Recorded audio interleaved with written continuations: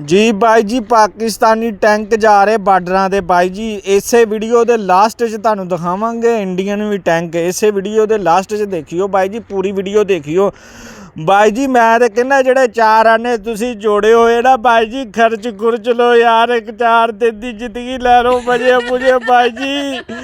ਬਾਈ ਜੀ ਖਰਚ ਖੁਰਚ ਲੋ, ਆਪਾਂ ਤੇ ਬਾਈ ਜੀ ਆਪ ਖਰਚ ਲੱਗੇ ਆ। ਦੇਖ ਲਓ ਬਾਈ ਕੀ ਕਹਿੰਦਾ ਹੈ ਵੀਡੀਓ ਦੇ। ਇੰਡੀਆ ਦੇ ਟੈਂਕ ਆ ਬਾਈ ਜੀ। ਕਿ ਟੈਂਕ ਪਹੁੰਚ ਚੁੱਕੇ ਨੇ।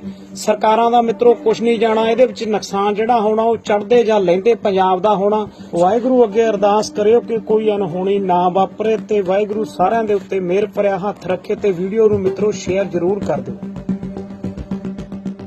ਜੀ ਬਾਈ ਜੀ ਬਿਲਕੁਲ ਸਹੀ ਕਹਿ ਰਹੇ, ਇੰਡੀਆ ਦੇ ਪੰਜਾਬ ਦਾ ਬਾਈ ਸੀ, ਸਹੀ ਹੈ।